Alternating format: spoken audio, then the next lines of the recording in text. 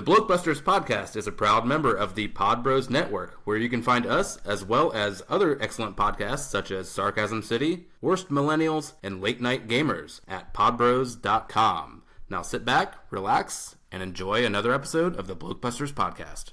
Tonight's story is somewhat unique and calls for a different kind of introduction. Who's going off? Today we are canceling the apocalypse! Wait a minute. You ain't heard nothing yet. And this is? Lilu Dallas Multipass. Frankly, my dear, I don't give a damn. Houston, we have a problem. Have you tried turning it off and on again? Gentlemen, you can't fight in here. This is the war room.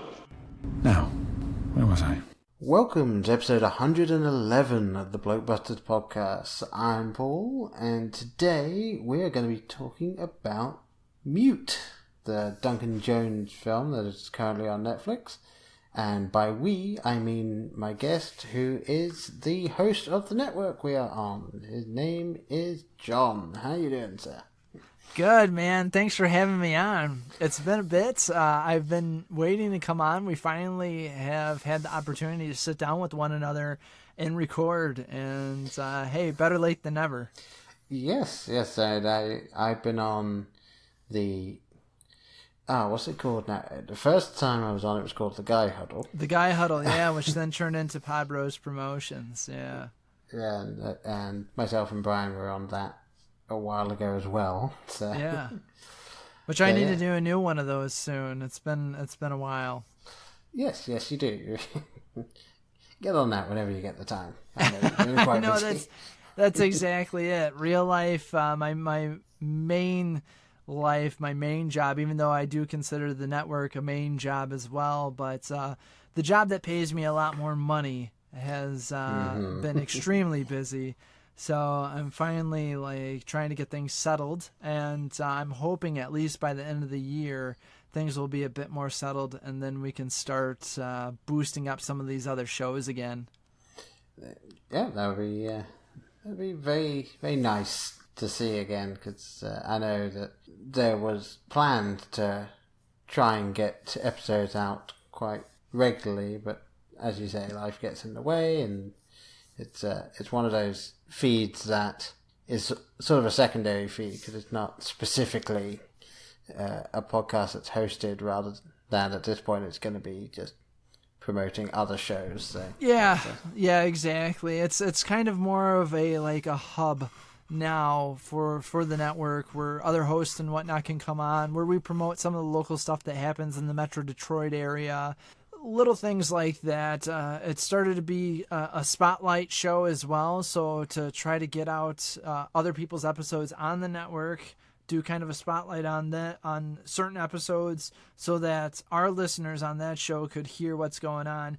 But the good news is, even though that show has kind of fallen by the wayside, there are other shows that I'm a part of that are still going strong weekly, and I'm still very excited and happy about those.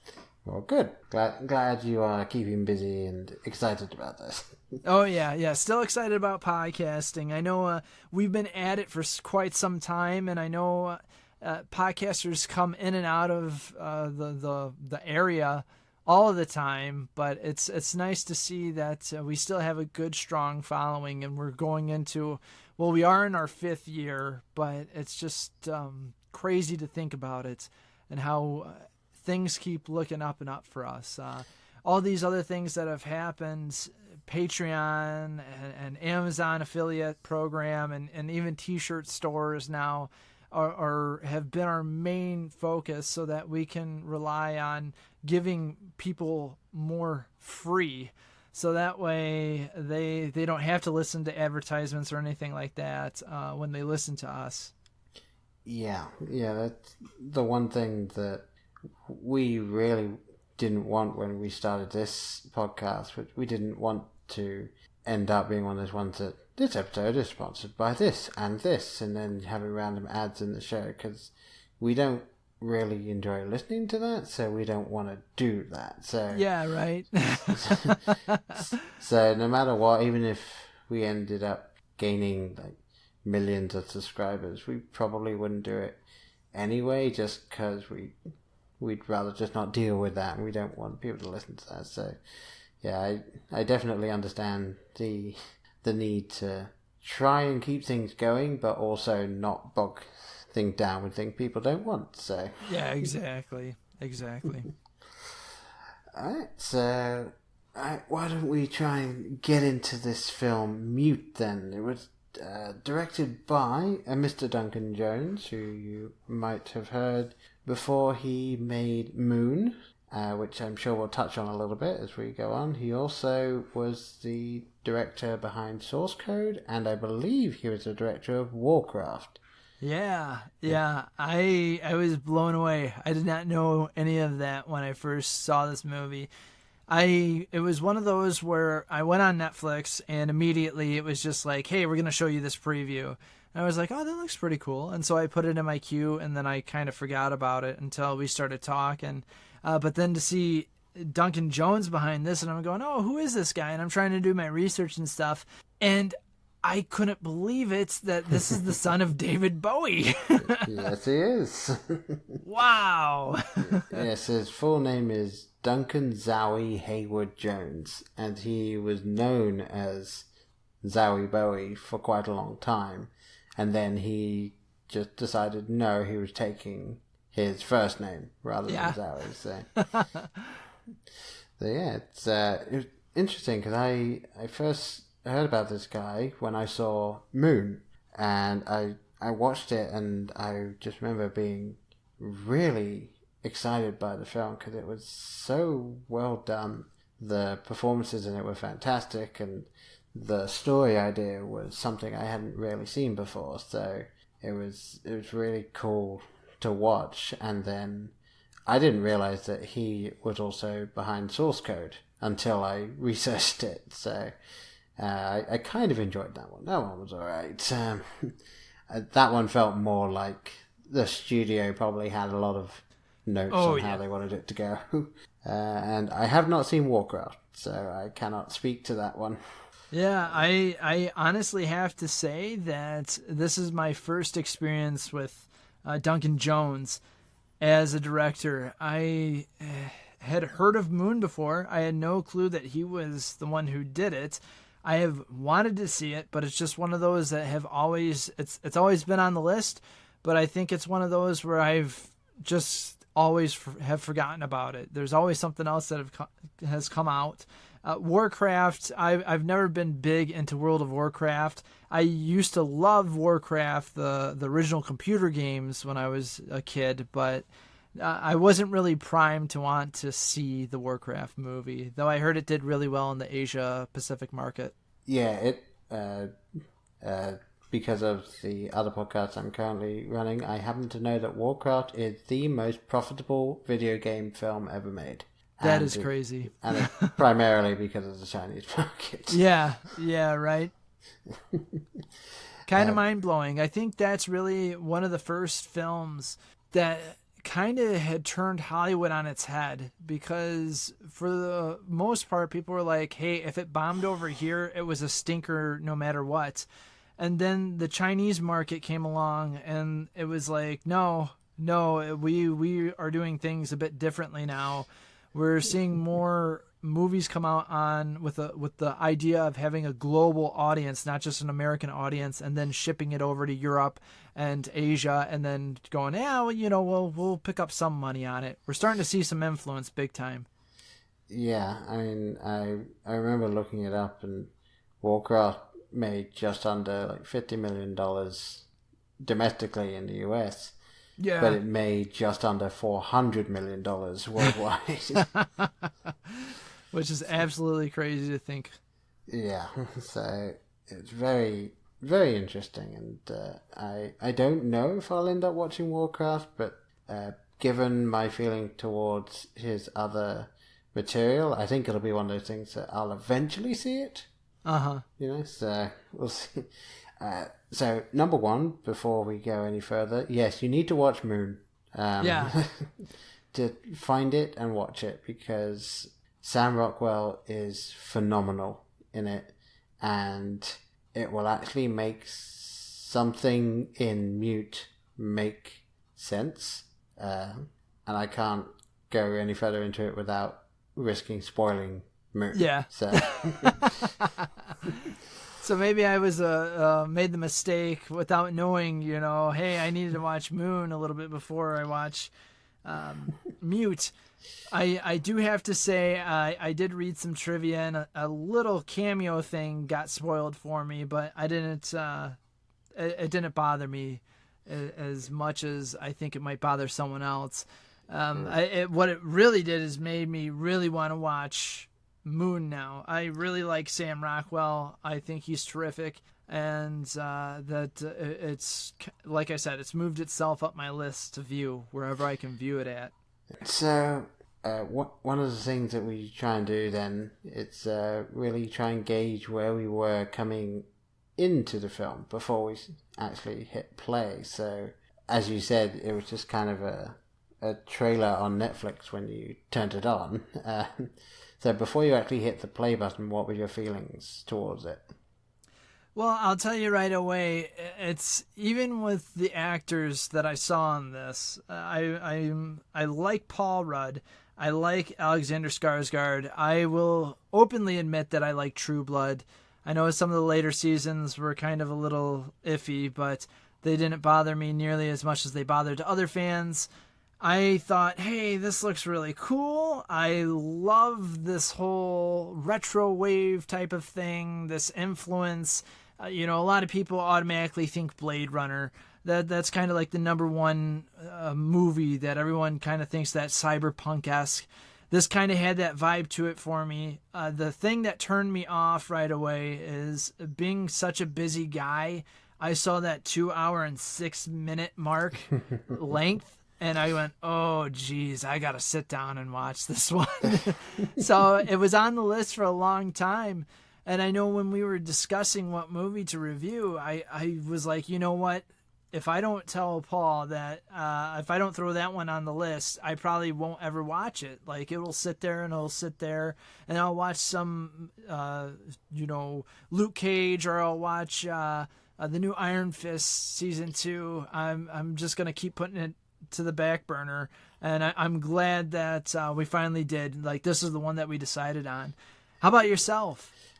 Well, as I said, I thoroughly enjoyed Moon, and I knew that this film existed, but it was one of the things where I heard about it, I saw the trailer, and then I just never really saw it pop up after that. So yeah. It was like, I think one day it was like, oh, it's on Netflix. Okay, I'll add it to the queue, just like everything else that ever pops onto Netflix. You're like, oh, that looks good. Add it to the queue.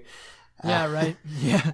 And it was something that, like you said, it just kind of sat towards the end of the queue, so you never really saw it. And then when you suggest it, I was like, oh, yeah, as you said, it's a reason to finally sit down and watch it. And I ended up watching this over 2 nights just so I could watch it, because my wife was not that interested in it, so I watched some of it one night when she was not really paying attention, and I finished it the following night after she went to bed. So so that was how I ended up watching this, and I don't know if that affected my thoughts towards it or anything, but yes, I just knew that I would probably enjoy it based on the premise and based on the people behind it. Yeah. So that's what I was feeling going in. So. Now, I gotta ask you, whenever you view Netflix movies, do you kind of have this, like, preconceived notion in your head, oh, this is a Netflix movie? Like, it's still kind of weird to me that this isn't out in theaters. Like, it's a Netflix exclusive, and for whatever reason, and I mean, they've proven me wrong, and I have no reason to think like this, other than it's just like, well, I don't expect such a big budget movie to be made. Yet Netflix blows me out of the water with a lot of stuff that they produce, or a lot of stuff that they create. Yeah, I mean, it's interesting because one thing that you see a lot over here, especially for stuff made by people with a lot of English people in it, is it'll come up saying a Netflix original, or anime as well has been a Netflix original. The issue with that I have is that it's not actually a Netflix original. It's more that Netflix is the one that is bringing it to America.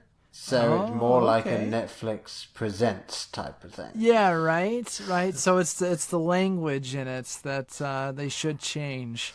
Yeah, I mean there are some films that Netflix themselves have paid for, and they started, and I do believe that this is one of them. Okay, that was going to be my next question too. Is it going to be one of those where it's like, oh wait, no, not really. This actually went somewhere else, and then.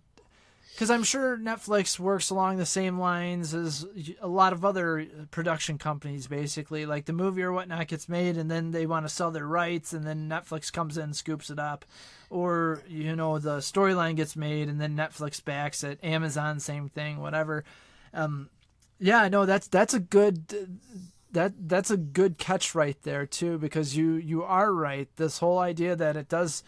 Some of these shows, they say, Netflix original when it's not really. It was created somewhere else and then brought to Netflix, especially, like you said, with the a lot of the English shows, a lot of the animes as well. So, because I was wondering, too, like some of the animes that I'd see where it says Netflix original, I'm like, man, they got their own, anime studio now? What's going on? Yeah, I mean, I know that Knights of Sidonia... That one was basically Netflix commissioned a Japanese studio to make it. So that one is a Netflix original. But Violet Evergarden and The Children of the Whales, those are ones that were made in Japan, and then Netflix were like, we're just buying these from you. And we're going to distribute it. So nice. So yeah, and I highly recommend both Violet Evergarden and Children of the Whales. Two very good shows there, and I'm really, really, really hoping for season 2 for both of those. So. Yeah. But yeah. So where did you want to start then with Mute? Is there any jumping off point that you had in mind? Oh, geez, man. I mean, even getting back to the trailer, watching the trailer, I gathered more about look at how pretty this film is going to be rather than telling me the story. I don't recall. I didn't watch the trailer just recently before I watched this, which maybe I should have just to see if my opinion would have changed on it. But seeing the movie just in general was like, oh, okay, well, this is kind of a I wouldn't say different than what I was expecting, but it gave more flesh. And I would certainly hope so, but I wasn't expecting this particular storyline. I was kind of expecting, Alexander Skarsgård to be just this big, huge action star pretty much, and it was a beat-em-up guy, and that really wasn't what it was. I mean, there's some scenes of action in it, but he gets his butt kicked too, which was nice to see. Yeah, you don't see that too often, really. It is quite often a lot of the Liam Neeson in Taken, or pretty much Vin Diesel / Samuel L. Jackson / any of those type of guys in any of their films, where they just keep on going and going and going and going. So, yeah, so it was very nice to see someone that he's got this mission and he wants it done, but he might not necessarily manage it. Yeah. I'm always a fan of seeing the hero have his hiccups, showing that he is human, and it's okay sometimes where things don't go your way, because if it was real life, it more than likely wouldn't go your way no matter what. So I always like seeing that, showing a little bit of the human side of things. Yeah. Yeah, it was interesting because I knew very, very, very, very, very broadly the plots of this film, because obviously when you go to Netflix and hit play, it kind of just says, a mute bartender searches for girlfriend. The one-line thing is like, oh, okay, that's the basic thing, and I could kind of remember bits and pieces from the trailer or what I'd heard. Mm-hmm. But yeah, I didn't actually know that Paul Rudd was in this until he turned up on screen. I was like, oh, okay, well, that's interesting. And then the only things I've seen Paul Rudd in really are 40-Year-Old Virgin and Ant-Man. So being this was really cool for me. Like, actually kind of seeing him go off. Almost felt like, actually, they would have also liked to get Jason Lee in, because he kind of felt like him a little bit more rough around the edges, but especially with that mutton chop moustache thing that he had going. He felt very much like My Name is Earl, Jason Lee. Yeah, right. No, I was really surprised, because here I thought, when I'm looking into this, I figured Paul Rudd might be like a sidekick character in it. He might be the guy with the funny one-liners, and that would be it. And I was totally wrong about that, and I was glad that I was wrong about it. I like seeing, don't get me wrong, I'm a big fan of some of the stuff that he's done, and some of those movies where you can just turn your mind off and enjoy the movie. I'm a big comic book guy. I love Marvel, so I loved him in Ant-Man.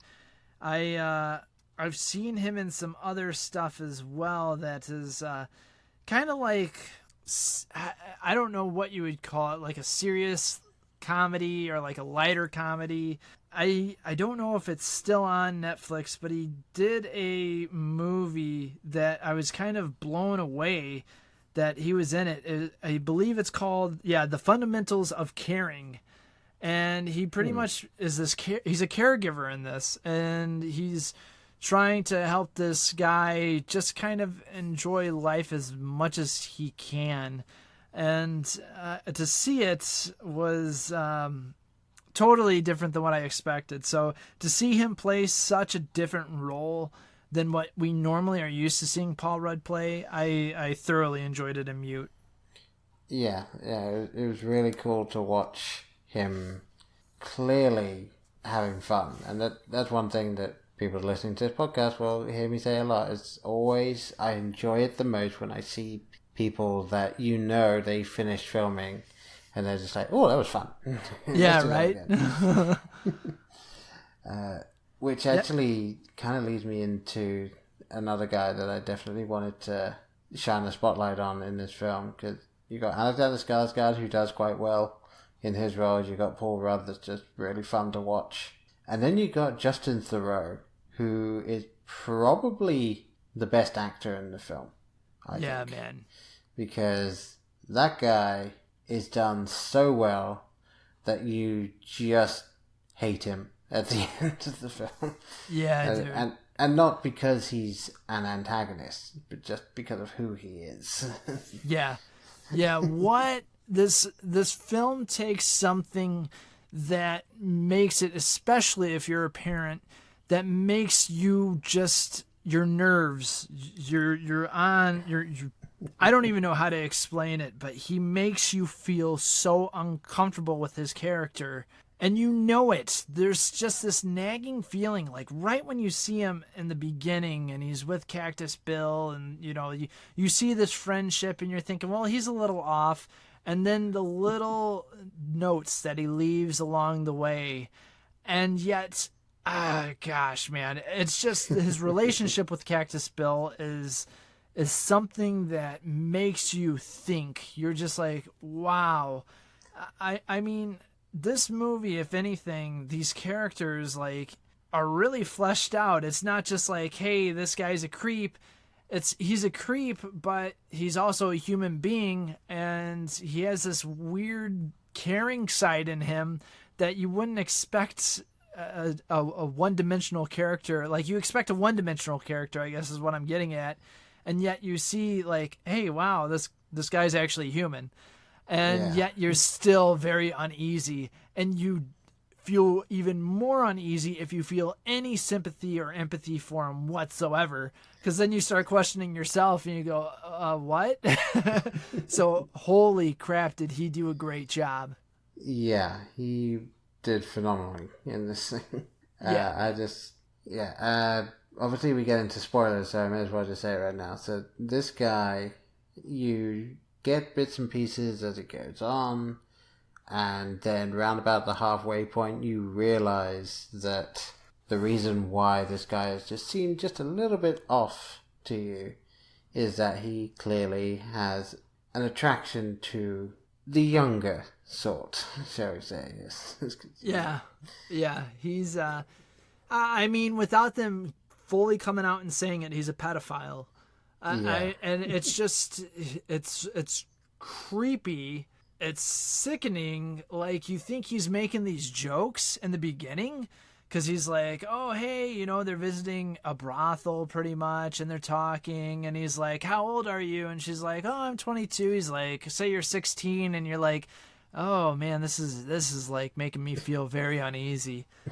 And yet you see, like, Paul Rudd's character, Cactus Bill, is hanging out with them, and you're going, what's going on here? Like, these guys just seem like normal guys. Like Cactus Bill, he just wants to get on.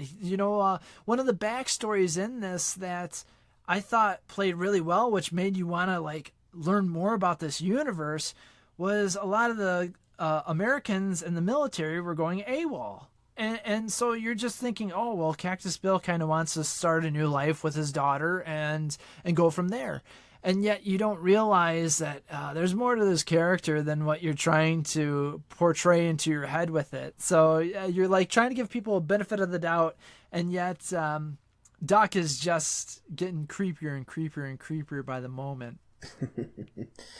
Yeah, and like I said, Justin Theroux just did such a great job with it. So yeah, man. I'm definitely going to be interested to see more of the stuff he's done, because I was genuinely feeling a little just unnerved by it. Yeah, you do. You really do. And I mean, like, even some of the scenes, I guess just getting into it without getting too spoilery, even the reactions when Paul Rudd figures out what's going on with him, and he's just kind of like, for a moment, he tells him, he's like, you do stuff like this again, I will make sure that you are in pain and misery. But then in the same sentence, he then embraces him and hugs him and tells him he loves him, because, they had been to war together.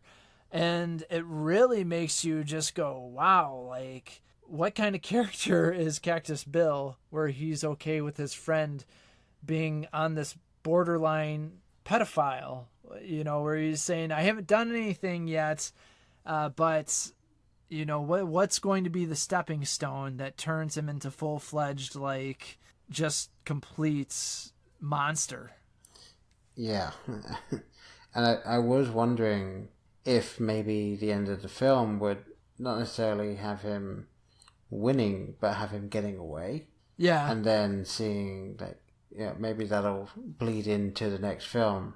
I wasn't sure where they were going to go with it. And I like that in the film. I like it when you don't fully get everything that's going on. Because I do have that issue, just because I tend to, even if I'm sitting there and thoroughly enjoying something, my brain's still just going like, well, the next logical step for that would be this. So what if it was all...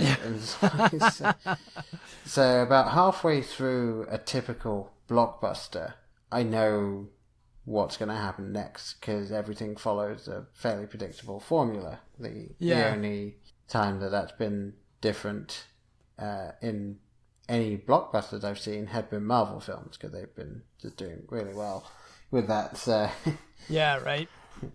It was nice to see, and it does happen a lot with a lot of indie films. It was nice to see something that I wasn't able to guess everything. So yeah.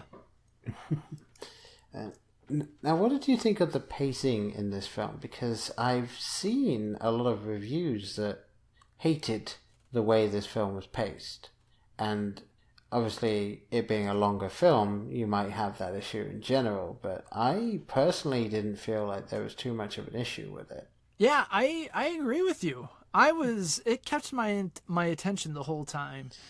I can understand how some people might have that feeling, but I don't know. To me, everything was perfect in the way that it was added. I mean, the whole idea of the movie is mute, and some of these situations, I think it's like some people just get really nervous around silence. And I know with some of these scenes and some of the way that the buildup of Alexander Skarsgård character, it probably made people just go, okay, because he's not speaking, the movie's not going fast enough for them. Or they might feel like, all right, let's move on. Let's keep going. Why are we doing this build up for a review if this is just kind of a detective, a noir type, like, hey, I'm trying to look for my missing girlfriend. But I think there is a lot more to it than that. And I felt the pacing was just fine with me as well. It didn't bother me whatsoever. I liked seeing the backstory, his own personal backstory. I liked seeing where things are going. I loved the world, just the experiencing everything about it. Yeah, it was really interesting. I don't know if I've ever seen anything set in future Germany. Yeah, I kind of liked that idea too, where it was just like, hey, Germany has somehow found its way onto the main scale of things again, and now people are speaking like this Jernglish or German in some instances, and then they bring in their English or vice versa. And to see it like that, I was like, wow, that's unique in itself, because you don't really see that often.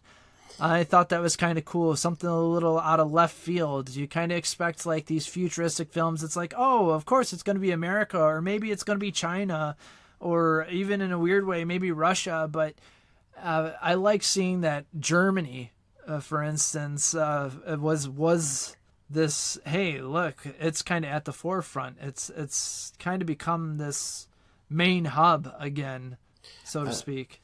Yeah, a little bit, because there were times watching it that I was reminded of a film series called Night Watch, because there's Night Watch and Day Watch.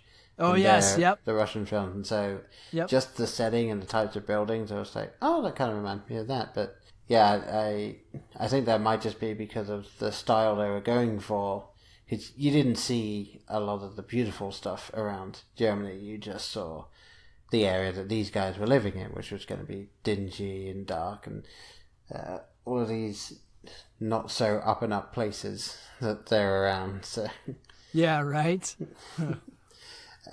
And yeah, that's actually a question that I had then, because my wife is one of those people that does tend to, if a film has, say, nudity in it, or like she'll turn to me and just be, this is why you're watching it. That sort of stuff. It's like, whenever that's in a film, it's like, I don't watch films for stuff like that. It's like, I'm fine with nudity in film, but it's not like I'm looking for it. Seeking out, yeah, right. Yeah.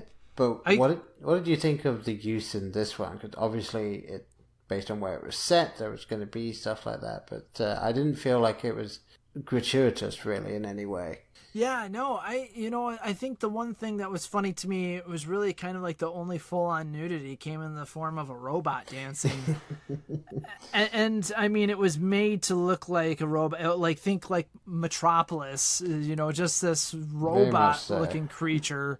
And that's where you kind of got your full nudity. I know, like, when his girlfriend was taking a shower, you got a little bit of, like, the tasteful side, but nothing too revealing. I don't recall too much else in the way of nudity.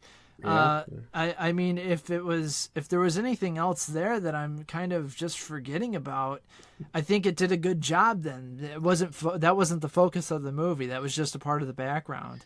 Yeah, and that's something that I feel like, especially when it comes to American films, like, I don't know if it's a thing where Americans are still too prudish. Yes, that's exactly what it is. That's the whole joke always, is saying that Americans would rather take blood and violence over seeing a boob. Yeah, you can watch someone get shot 37 times, but if someone's top comes off, well, it's an R rating. Nothing I can do about that. It's like, really? Yeah, right. I think it's this whole idea of real and fantasy. So they see, the blood and guts on film, it's going to be, oh, that's fake. But the moment that you actually see skin, you're like, oh, you can't fake that. But I've seen movies where it can be faked. Yeah, and I know that in the past on this podcast, we've gone into it, and there is a documentary called "This Film Is Not Yet Rated," which goes into the body in charge of rating films in the US, and it's a very weird system, and it's always seemed to reflect the values of the people sitting on that board.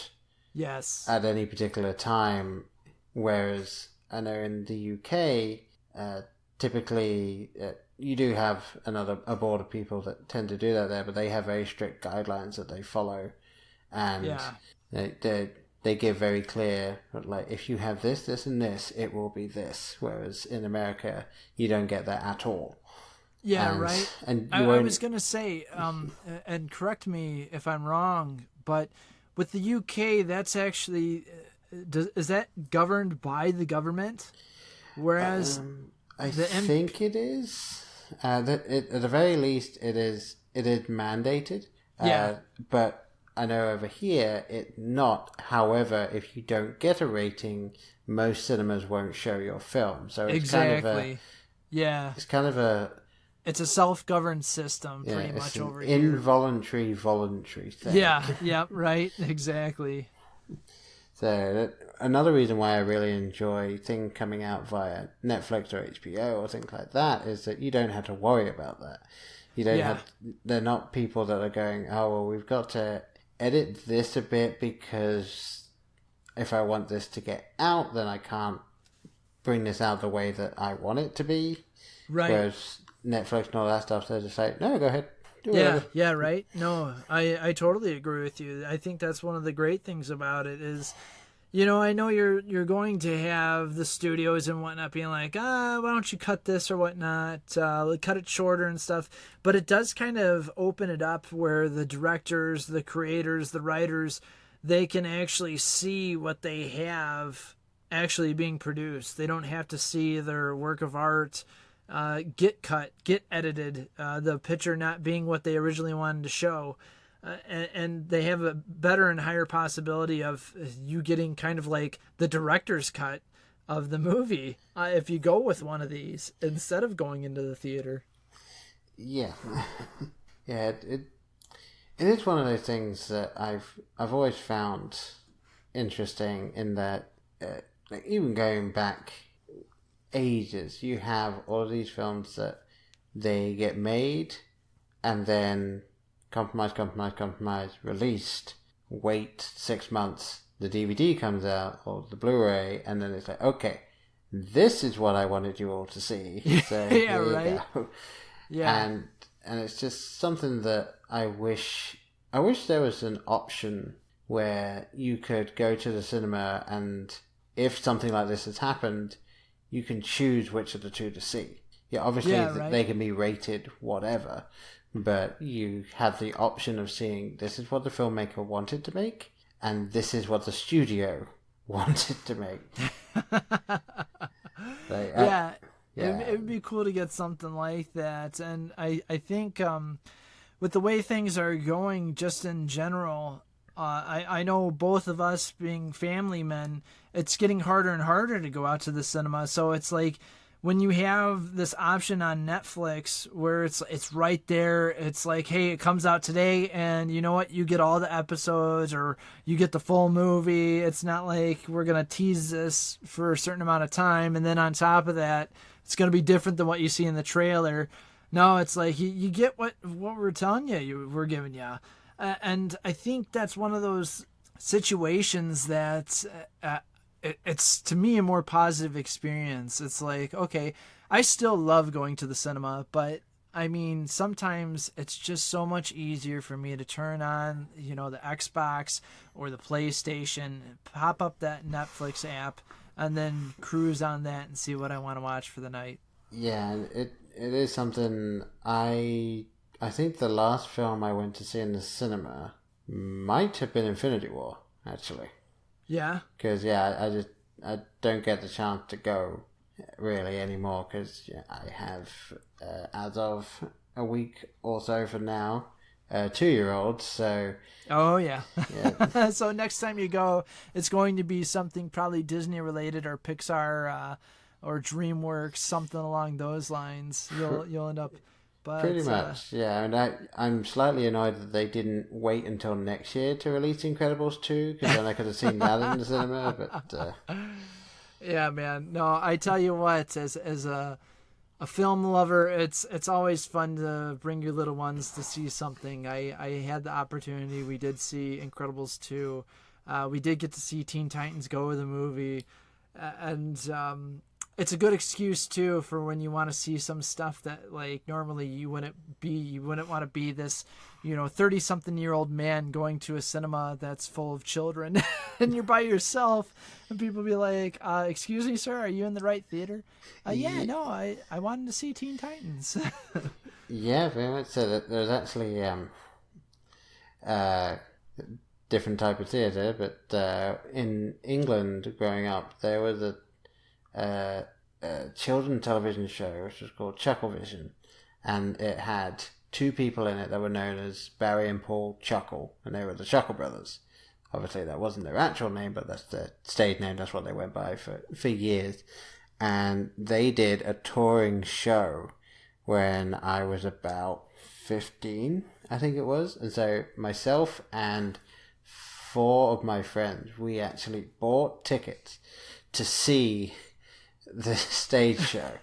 And the silly thing was, we figured out we were the very back row, and like the corner of the very back row.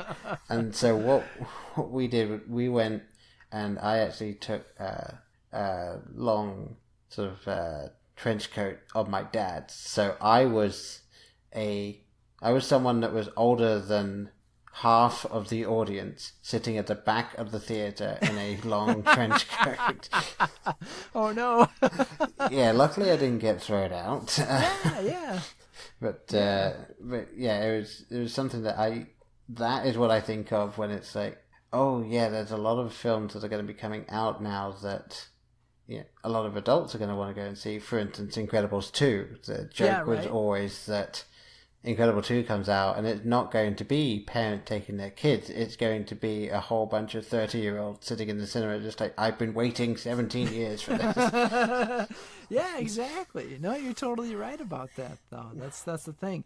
That reminds me of that meme, like the Billy Madison, where he's in class with all the kids around him, and it's showing like the previews is like, oh, Toy Story and Incredibles and pretty much all these other films, because it's the sequels have taken so long. It's like me in the theater versus all the rest of the people in the theater, and it has reached that point. If anything, Disney's okay to be banking off that, the playing the long game right there. So you're definitely keeping fans no matter what. But having kids does help. I'm not going to lie. It's pretty nice.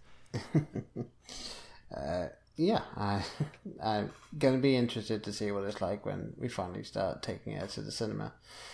But I'll tell you what. I know we're kind of off topic with this, but the good thing about taking your kid, though, and you're going on a Saturday in the morning, is there's other little kids around there.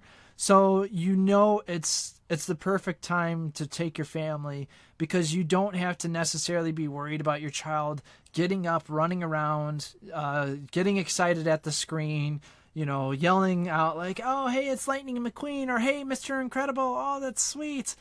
Because all the rest of the kids are doing it too. And, all the parents are going, shh, shh, shh, shh. But, everyone's like, oh, wait, we're all in the same boat. It's okay. Yeah, although the silly thing is, if it's me taking it, I actually will want to watch the film. So I know, I hear you there. The whole I gotta go potty during the film. That's where I'm like, Ruth, you take the kids. I'm really enjoying this. I'm sorry. Yeah, it will be interesting, I'm sure. Oh yeah, it is. It is. All right, so how about we get away from that family-friendly thing and back into mute? I was thinking of a good segue when you brought up the whole sitting in a trench coat and going to a show with a lot younger children. I'm like, what better way to segue than back into mute with the pedophile friend? Yeah, we kind of touched on it. Like, what did you think of the overall look of the film? Because obviously it is drawing heavily from the Blade Runner aesthetic. But again, I saw some reviews that are saying, well, it's clearly trying to be Blade Runner, or this is a film that believes that it is Blade Runner when it clearly isn't. It's like, well, no, the problem that we're running into here is that Blade Runner took that sort of future noir setting and just did it really well. Mm-hmm. So now any film that is also happened to be set in that setting is going to run into, well, it's no Blade Runner. It's like, it's not trying to be Blade Runner. It's just trying to be a future setting. Yeah. So I didn't have any issues with that personally, and I really enjoyed that look. But I'm also somebody that enjoys future setting, noir settings, like steampunk type. I know this wasn't steampunk, but that style of stuff. So that I quite enjoyed it. Yeah, man, I agree with you. That's why I caught it. It's very in similar vein to the cyberpunk type of thing, where it is. You're totally right. I think once something does something so well, everyone's always going to compare to it, and I don't think that was it at all. I don't think it was trying to be. Maybe there was like this little bit of a love kiss to Blade Runner in a sense, but I didn't get that at all.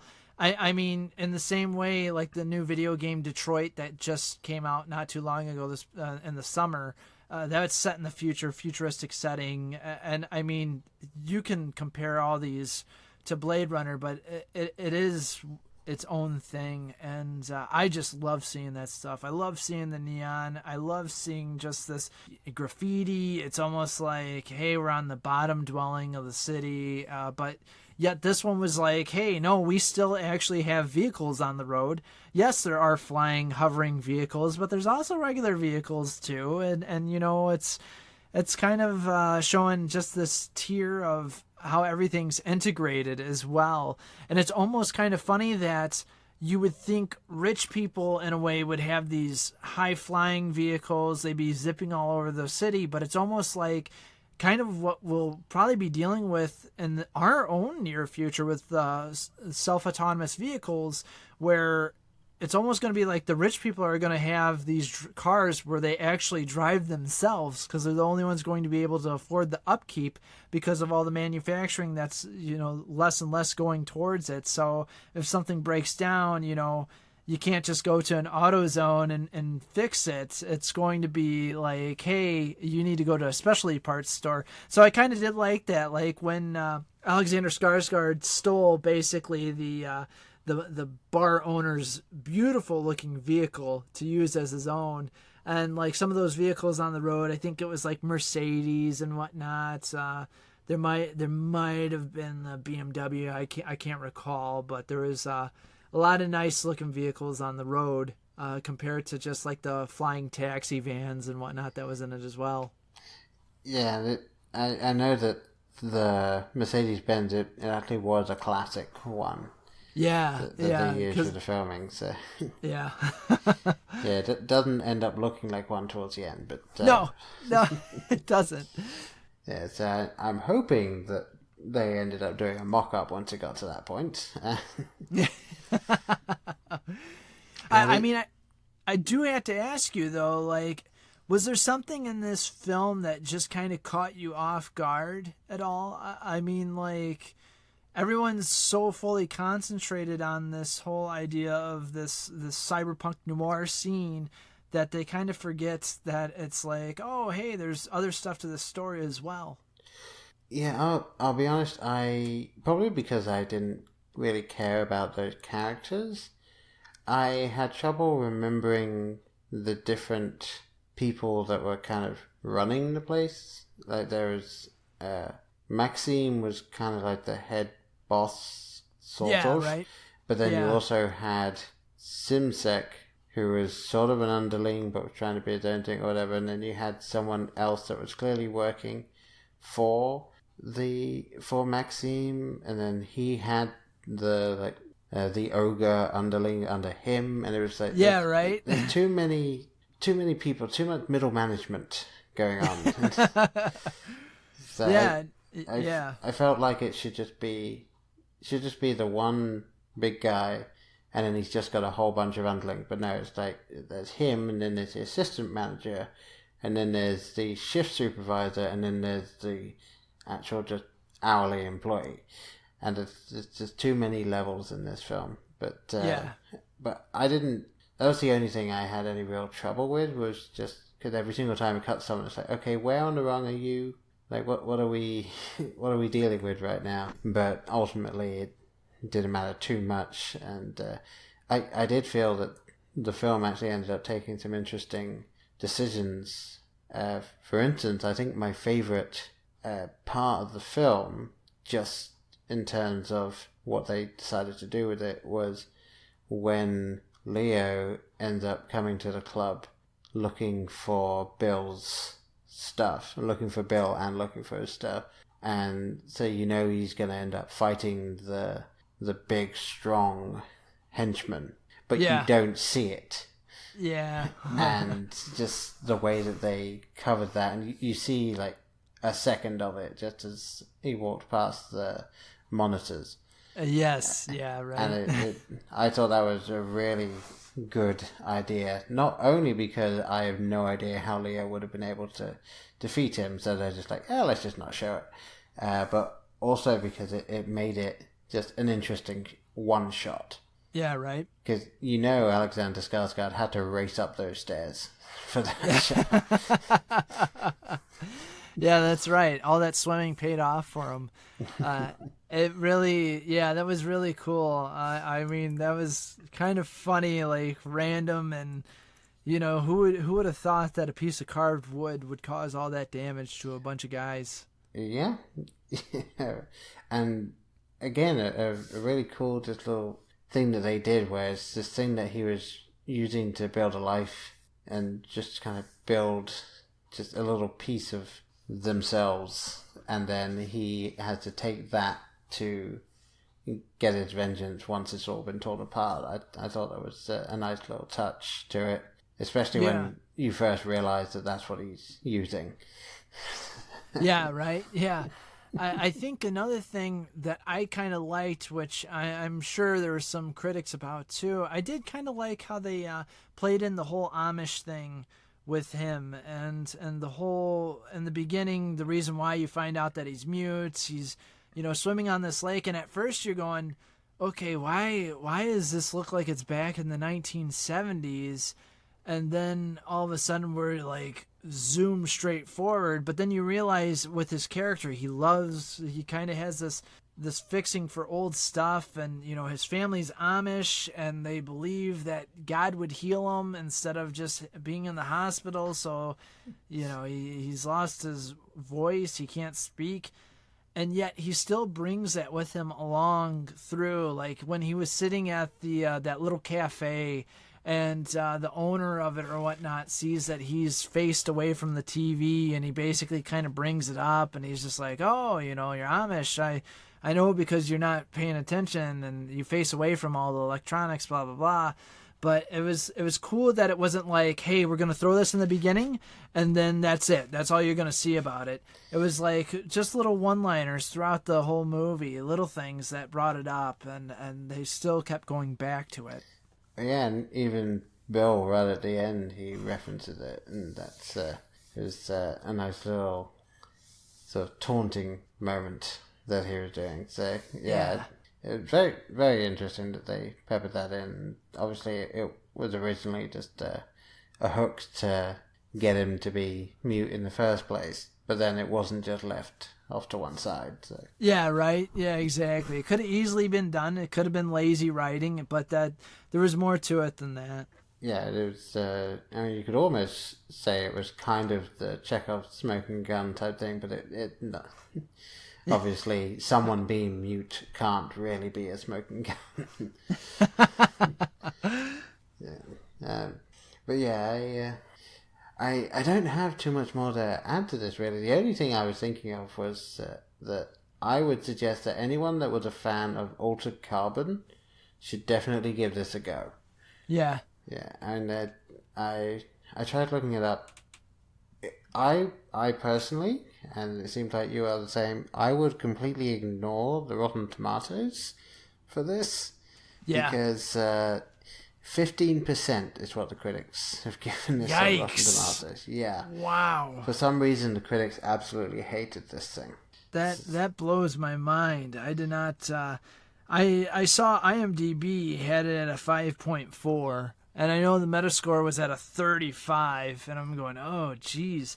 I don't know. It's like, what movie did you watch versus what I watched? Because I don't see how it could get that score. Like, I can see why some people just didn't like it, but I don't think it deserved that low of a score. Yeah, I've never fully understood, because obviously you've got the critic rating and the audience rating. Now, the audience rating is 48%. So basically, some people enjoyed it and some people didn't, and it's pretty much 50-50. So fair enough. It's definitely not a film for everyone. But yeah, the critics score being that against it, I honestly don't know how someone could have so much against this film. Yeah. So yeah, I don't know. It's interesting. As people have heard, we obviously quite like this film. I thought that the acting was very good, especially from some of the people you wouldn't fully expect.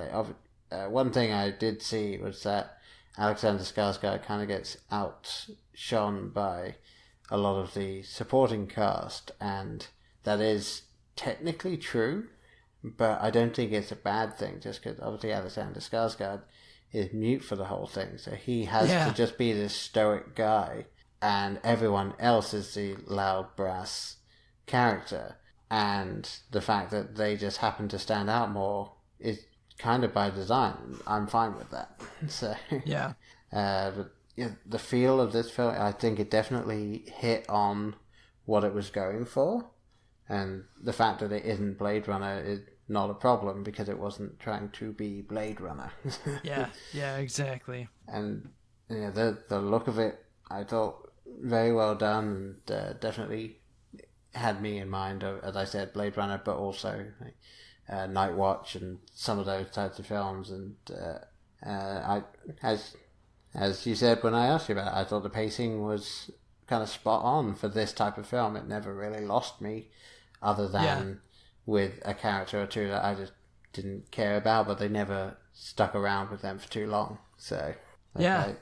Yeah, I'm in total agreement with you, man. I think this is one of those that it's I thought everyone did a great job with the acting. I have the same criticisms as you too. When you have a little bit too much going on in the middle management, that's where you kind of, some things you feel, oh, maybe they did leave on the chopping room floor. That might have explained that a little better, but it is what it is. It's kind of tough to keep adding when you go over the 2-hour mark on a film and you're already rolling the dice on it. I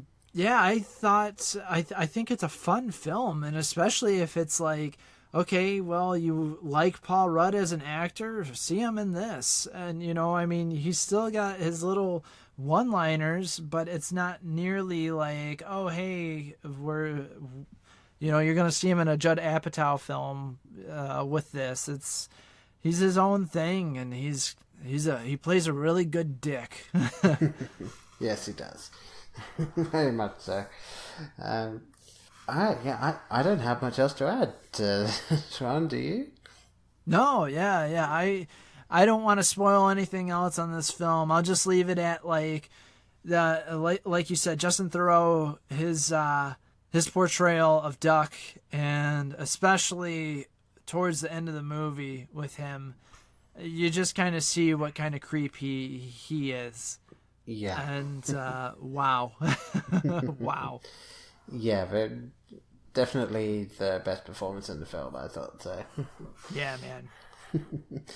Alright, so in that case, we'll wrap up here. So if people want to get a hold of you or anything that you do, where can they find you? Pretty easy to find us, podbros.com. That's where I do a lot of stuff.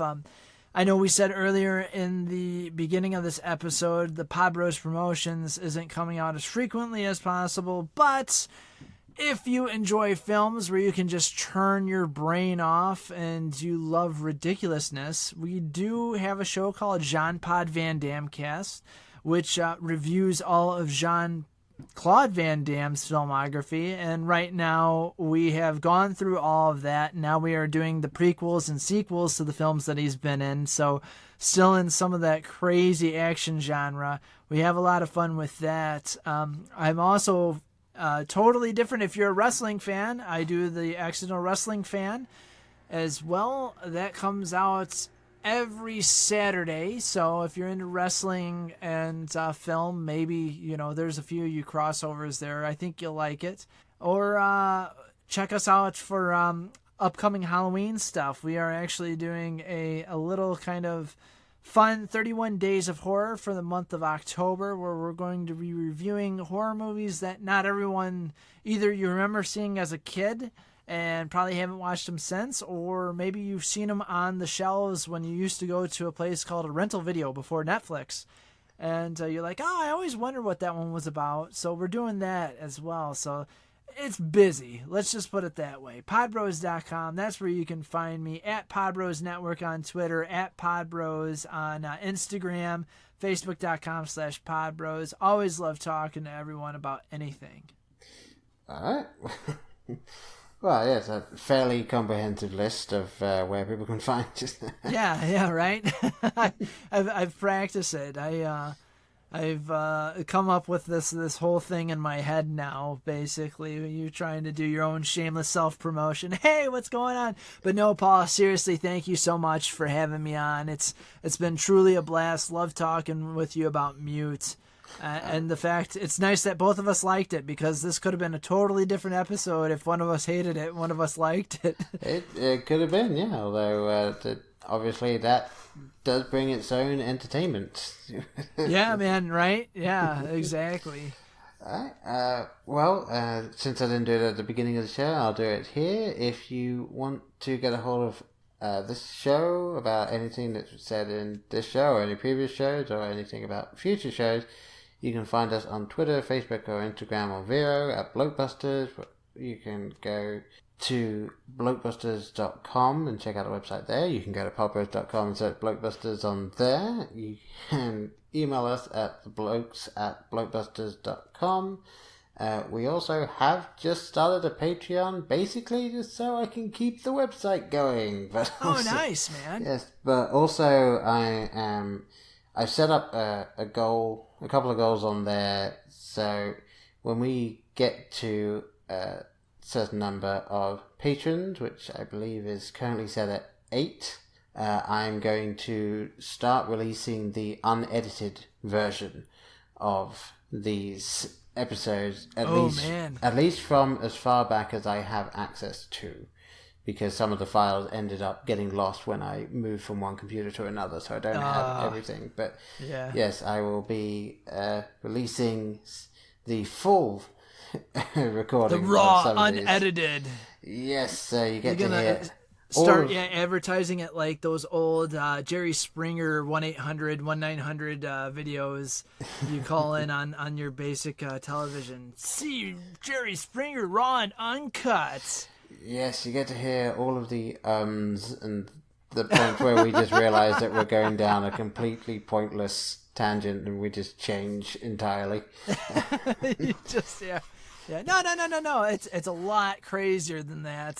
That's what we're trying to get people to excited about this. No, Paul goes off on a crazy rant. It's amazing. You got to listen to it. Yeah, it's one of those things where that one's going to be just a patron only feed. So awesome. Yeah, I'll get that sorted as soon as we hit the number of patrons for that. So yeah, I hopefully. People will go and help us out there. Like, seriously, if you only want to give $1 a month, that is fine by me. It really does help just kind of keep this show going. So thank you very much for those of you that have already done so, and hopefully one or two more of you will decide that you want to do it. So yeah, just go patreon.com/BlokeBusters, and we should be found right there. So with all of that being said, I've been Paul. I've been John. And we'll see you next time. Bye. Hi there, Paul here with a quick theatre etiquette lesson for you. Did you know that opening a bag of candy can take less than 5 seconds?